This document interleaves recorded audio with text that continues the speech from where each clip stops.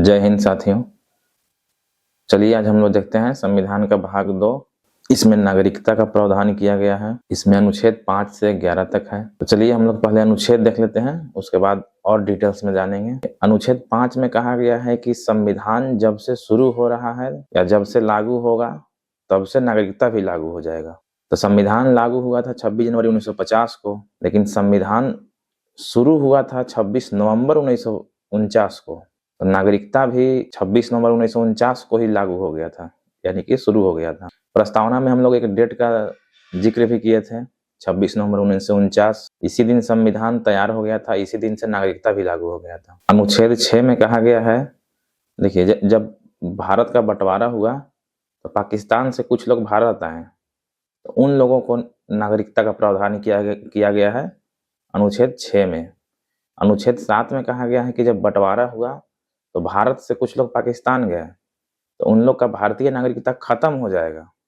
ये प्रावधान अनुच्छेद 7 में किया गया है। अनुच्छेद 8 में कहा गया है कि भारतीय मूल का वैसा व्यक्ति, जिसको हम लोग भारतीय मूल का मतलब हो गया कि PIO personal of Indian origin कहते हैं, इसको भारतीय मूल का व्यक्ति कहा जाता है। जिसके परिवार के कोई सदस्य कभी भारतीय रहे हो, उन्हें भारतीय मूल का व्यक्ति कहा जाता है। तो उनके नागरिकता का चर्चा अनुच्छेद 8 में किया गया है। अनुच्छेद 9 में कहा गया है कोई भी भारतीय नागरिक अगर स्वेच्छा से किसी दूसरे देश का नागरिकता लेता है तो उसका भारतीय नागरिकता स्वतः ही समाप्त हो जाएगा।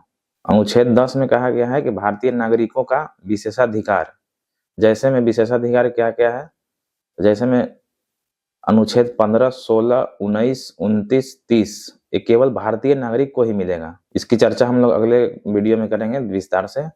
और देखिए, भारत का प्रधानमंत्री या मुख्यमंत्री यानी कि संसद का सारा सदस्य, लोकसभा, राज्यसभा, विधानमंडल का सारा सदस्य यानी कि विधान परिषद और विधानसभा, मुख्यमंत्री सहित सभी लोग भारतीय ही बनेंगे। राष्ट्रपति भारतीय बनेगा, उपराष्ट्रपति भारतीय बनेगा, सुप्रीम कोर्ट के जो मुख्य न्यायाधीश हैं या फिर अन्य न्यायाधीश हैं वो भी भारतीय ही बनेंगे।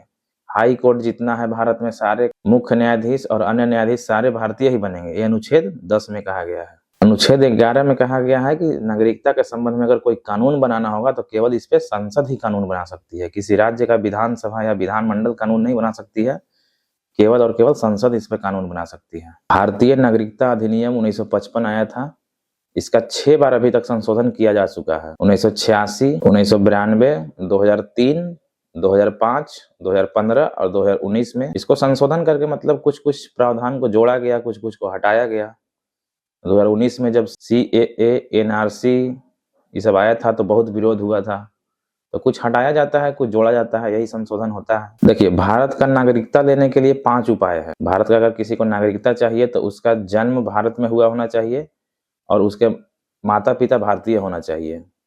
वंश के आधार पर कि उसका जन्म कहीं भी हो लेकिन उसका वंश भारतीय हो, दूसरा आधार ये हो गया। तीसरा आधार हो गया कि रजिस्ट्रेशन करवाने से पहले वो 7 साल तक भारत में रहा हो, तभी उसका रजिस्ट्रेशन होगा और उस पर भी विचार करेगी संसद, तब उसको नागरिकता मिलेगा भारत का। चौथा तरीका हो गया कि अगर कोई क्षेत्र भारत द्वारा जीता जाता है, जैसे किसी पड़ोसी देश पर भारत हमला कर लेता है और उसको जीत जाता है, तो उसके सारे नागरिक को भारतीय नागरिकता अपने आप दे दिया जाएगा। एक और तरीका है प्राकृतिक रूप से, मान लीजिए आप किसी संवैधानिक भाषा का जानकार हैं या फिर गवर्नमेंट जॉब कर रहे हैं, सरकार को लग रहा है कि आपको नागरिकता देना चाहिए, तो सरकार आपको नागरिकता दे देगी। भारतीय नागरिकता को त्यागने के लिए 3 उपाय हैं। एक तो है कि अगर किसी आप दूसरे देश का नागरिकता ले लेंगे तो भारत का नागरिकता स्वतः खत्म हो जाएगा। दूसरा है कि भारत सरकार के बिना अनुमति से अगर आप किसी दूसरे देश का लेते हैं तो खत्म हो जाएगा आपका भारतीय नागरिकता। तीसरा तरीका है कि संविधान का अगर आप अनादर करते हैं